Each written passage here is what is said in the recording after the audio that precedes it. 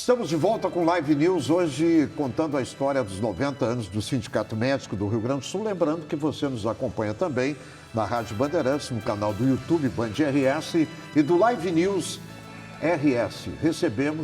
Estamos recebendo aqui, com muito prazer, dois grandes médicos, o Dr. Marcos Rovinski e o Dr. Marcelo Matias, da direção do Sindicato Médico do Rio Grande do Sul. Eu ouvi do Dr. Marcos, mas queria também ouvir do Dr. Marcelo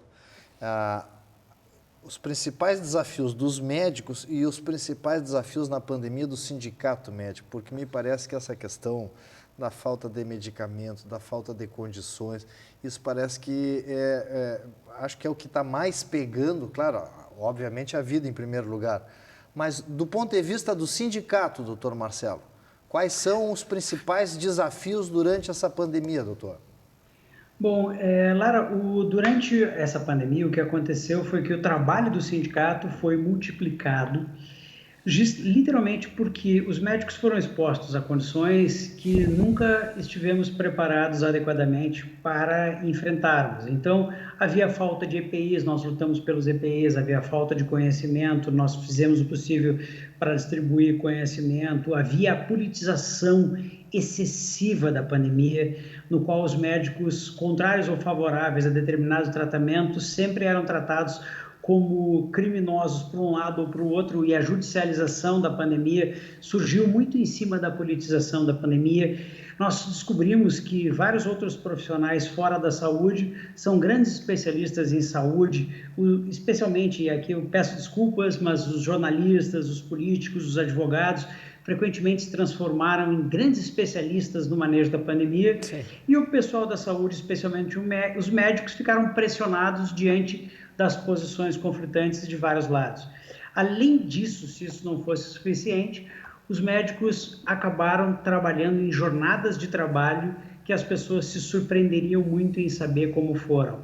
Os médicos tinham muito frequentemente plantões de 24 horas que, ao terminar, descobria-se que não tinha quem o substituísse, e engatavam em plantões que, pelas informações que chegaram ao Simers, chegaram a 72 horas consecutivas de plantão. Sim, tinha muito médico que ficava 3 dias, né? A própria justiça costumava denunciar o fato de que os médicos tinham interesse em fazer plantões acima de 12 horas.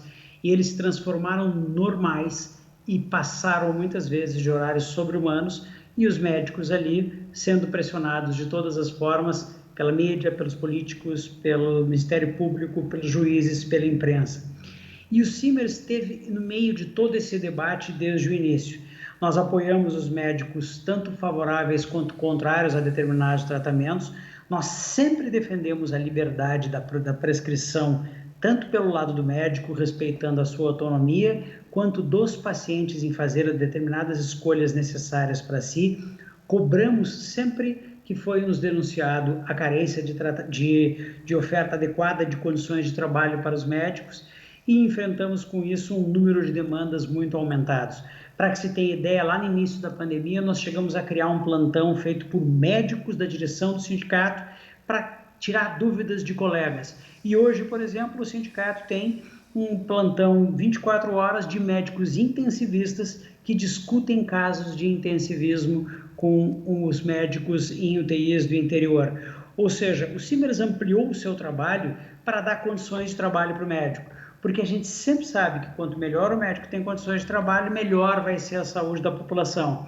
E por isso, justamente, a gente tem muito orgulho pelo trabalho que fizemos, mas sabemos que, a despeito de tudo isso, muito a gente vai ter que levantar depois do final da pandemia, Lara e Milton, para que a gente possa fazer o rescaldo e consiga ver o que a gente tem de lição. Doutor Marcelo, quais são os erros que foram cometidos nesse período todo. Por favor. Eu só queria saber o seguinte, e se o senhor me confirmar, eu vou falar com o prefeito Jairo Jorge. O secretário de Saúde do município de Canoas teria demitido médicos que andam reclamando de falta de equipamento, alguma coisa? Se o senhor ainda não tem essa resposta, tudo bem. Mas se isso for confirmado, eu vou levar o conhecimento, porque eu conheço o prefeito Jairo Jorge, não vai cometer uma injustiça com um profissional que está ali na linha de frente, com dificuldades para salvar a vida, e ele leva isso para o conhecimento do sindicato e aí é demitido, isso é coisa de ditadura. Pois é, Milton. Eu estou aguardando uma reunião com a prefeitura, com as prefeituras que forem necessárias nesse sentido. E eu vou deixar bastante claro: se os médicos forem perseguidos por exercerem a sua profissão na amplitude que ela deve ser exercida, se os médicos perderem os seus postos de trabalho pelo simples fato de cumprirem o Código de Ética Médica, que todos devem saber, o médico tem a obrigação, não só o direito, de denunciar dificuldades de trabalho. Se porventura isso for confirmado, Milton, eu garanto para ti que tu serás um dos primeiros a ficar sabendo, e eu quero só deixar claro que o Simers vai fazer o que sempre faz, que é atuar da maneira mais forte possível no sentido de fazer a defesa da categoria. Milton, nós temos pouco tempo, eu sei, mas eu tenho uma curiosidade, né? É o seguinte, da onde nós viemos aí os 90 anos, aonde nós estamos no meio dessa pandemia, mas para onde vai a medicina? Porque o que eu vejo? Eu conheço muitos médicos, né? Médicos na família, e há uns 30 anos atrás, né? 30, 40, 50 anos atrás, mas até bem uns 30, 25, 30 anos atrás, o médico era aquele médico que auscultava o paciente, que conversava com o paciente, que ajudava inclusive nas dores da alma, né, doutor? Porque tem muito disso, né? Às vezes o paciente chega lá, mas as dores do corpo vêm das dores da alma, né? E aí o médico com um bom conselho, uma mão amiga, escutando, auscultando. Bom, de um tempo para cá, a medicina evoluiu muito, graças a Deus, o diagnóstico é maravilhoso. Eu não sei se evoluímos tanto em medicamentos, mas em diagnóstico medicamentos também. Né? Mas em diagnóstico é uma coisa impressionante. Bom, o diagnóstico da imagem e tal. Então, a gente sente que hoje, muito da medicina se dá... Olha, vai lá, faz o exame, a tomografia, então...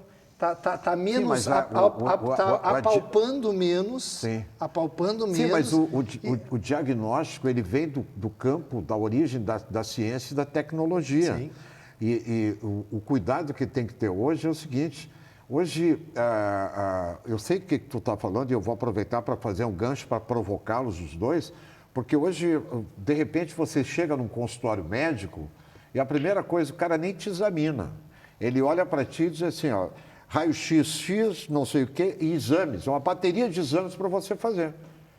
Claro, a ciência, a tecnologia, sim, e tal, dentro desse contexto e tal. Não, mas então, eu acho que tu está falando do médico, aquele médico... Então, o médico exatamente, de 25, 30 anos atrás tinha esse perfil. O médico agora é um perfil mais tecnológico. Bom, as cirurgias estão feitas, né? Hoje o médico, além de saber, Milton, além de saber muito sobre medicina, o cara tem que ser craque no joystick também, né? O cara tem que ser craque nas manoplas ali, na parte tecnológica. Vamos lá, a medicina daqui para frente, ela vai ficar cada vez mais tecnológica, não bastará somente ao médico conhecer de medicina, ele também vai ter que estar cada vez mais ligado nas mudanças tecnológicas. Eu queria ouvir um pouquinho sobre isso. Não, eu acho que isso aí está correto. Agora, eu como jornalista e o jornalismo crítico, opinativo e polêmico que eu faço, eu vou entrar nessa área aí também dizendo o seguinte, eu por experiência própria, e recomendo a você, se o médico te determinou aí que você tem que fazer uma cirurgia, procure o segundo médico. Aconteceu comigo. O médico queria operar meu joelho. E eu fui no Dr. Marchek, o Dr. Marchek disse, não, eu vou te examinar, não vou te operar, e tu vai voltar a correr, o Marchek é a moda antiga, o Marchek apalpa o teu joelho, tem que ter cuidado, faz a punção no joelho. Eu acho que assim, vamos lá, eu acho que a primeira coisa que nós temos que pensar é que tem médicos e médicos. Claro. Tá? Em todas as áreas. Né? Exato. Então, assim, eu acho que realmente a revolução tecnológica e mais as judicializações levaram o médico a uma coisa que se chama medicina defensiva. Entendi. Tá? Então, assim, se antes o médico... E outra coisa, nós tínhamos um conhecimento X e o médico era capaz de ter praticamente todo o conhecimento da medicina na cabeça. Hoje não é mais assim. Entende? Hoje, a medicina evoluiu tanto que é aquela história do especialista, que é o cara que sabe cada vez mais sobre cada vez menos, até chegar ao ponto em que ele vai saber tudo sobre nada, né? Quer dizer, na verdade, existe um excesso de especialização. Que profundo isso, doutor, mas faz sentido mesmo. Mas o que vai acontecer no futuro, sem dúvida que a tecnologia faz parte. Nós agora estamos começando a era da teleconsulta, do teleatendimento. Sim. Nós estamos, isso que o doutor Marcelo falou, nós temos hoje um setor que dá suporte para UTIs, porque o que acontece é o seguinte, que o doutor Marcelo falou na falta de médicos, na verdade é falta de intensivistas, que é uma especialidade de médicos. Esses faltaram muito, porque realmente as UTIs ficaram lotadas, né? Então, esses médicos, muitas vezes, o cara ficava doente, não ia trabalhar, o outro médico tinha que substituir. Então, hoje nós temos um suporte para UTIs no interior, que são mais carentes, né? E que funciona muito bem. Então, nós temos teleatendimento. São coisas novas que estão se integrando na realidade do médico, né? Agora, nada substitui o toque, o contato pessoal, o ouvir o paciente, saber conversar, saber entender o que o paciente está dizendo. Muitas vezes a dor não é física, é uma dor na alma, né? E o médico tem que ouvir, tem que escutar, tem que examinar o paciente e aí sim pedir os exames necessários. Uma coisa não invalida a outra, né? São Mas complementares. eu acho assim, é importante a gente ver que muitas dessas coisas de pedir um monte de exame para começar, vai pela judicialização. Ou seja, ele não me pediu tal exame, vou processá-lo. Sabe? Tem que ter cuidado com isso, né? Eu vou fazer mais, nós vamos fazer, a gente vai fazer mais um intervalo rápido, voltamos em seguida com Zafari Bourbon, economizar é comprar bem, Corsã, Governo do Rio Grande do Sul, novas façanhas, Caixa, o banco de todos os brasileiros, 90 anos do Sindicato Médico do Rio Grande do Sul, com o Dr. Marcos Rovinski e o Dr. Marcelo Matias. Voltamos em seguida.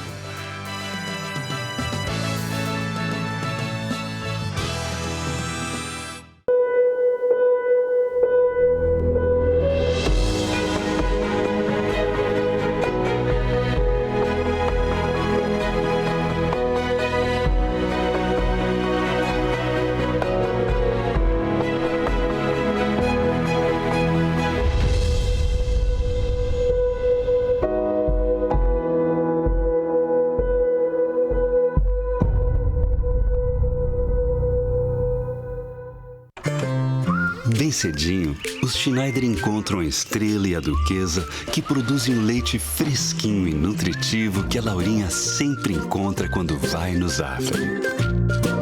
A novidade é que, de uns tempos pra cá, o maridão aprendeu a fazer panquecas maravilhosas. E mais, virou malabarista. A vida acontece quando você se encontra. Chegou a segunda parcela do Auxílio Emergencial 2021. Para ver os calendários de pagamento e saque, acesse auxilio.caixa.gov.br. As datas seguem o mês de aniversário dos beneficiários. Para quem é do Bolsa Família, nada mudou. O calendário continua seguindo o final do NIS. E não se esqueça, você pode fazer tudo no Caixa Tem, sem filas e aglomerações. Dúvidas? Acesse o site ou ligue 111. Caixa, o banco de todos os brasileiros. Governo Federal.